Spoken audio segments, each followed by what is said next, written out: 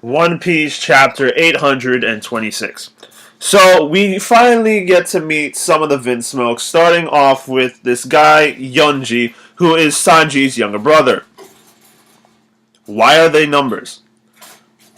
Why? I guess it was just an easy name convention for like all of Vinsmokes. The title of the chapter is 000 and 004. I don't know if the 000 is related to the next person who he meets, who is Reiju, which in one translation I read it was just rain.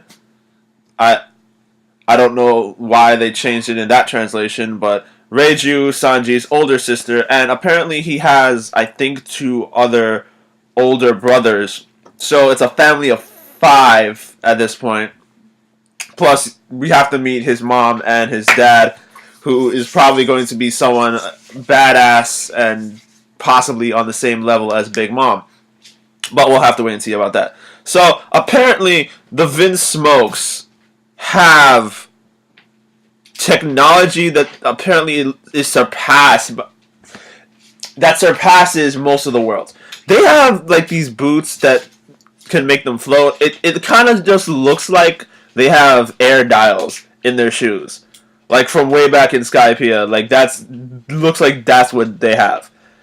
Is it possible that the dials are somehow ancient technology from the Vinsmokes that wound up all the way in Skypiea? I doubt it, because the first time we saw the dials, they said that they were just remnants of species from long ago, so I doubt their technology. Or maybe the Vinsmokes just found that the dials and pretended they were technology for most of the people to impress them.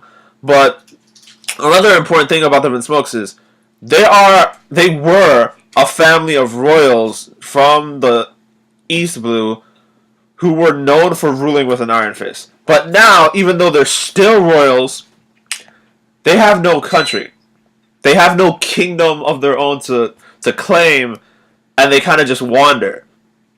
But they're still invited to the reverie as any royals would be.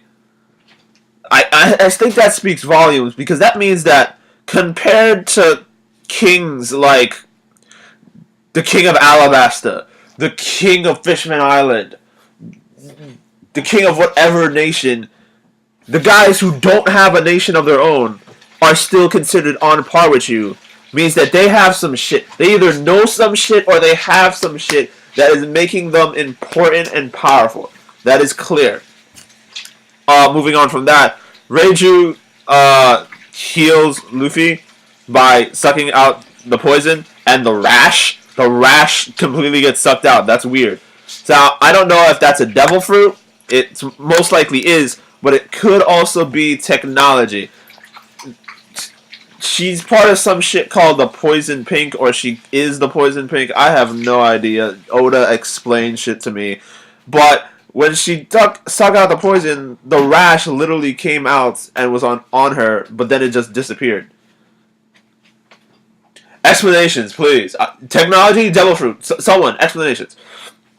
The last thing I want to talk about, Jinbe. Jinbe is probably going to be in this arc. Hopefully in the next chapter. I wouldn't want Jinbe to show up like halfway through this arc and have to struggle to find the Straw Hats. I don't want to have to deal with that. But if Jinbe is going to be here, is it only going to be Jinbe? Because someone else besides Jinbe found them, and they're reporting it to Jinbe. Now, Jinbe is great and all, but can we get a little more? Like, Jinbe would be great help, but Jinbe, I doubt, is going to be like strong enough that we can fight off Big Mom and potentially Papa Vinsmoke. Like, no, it's too much.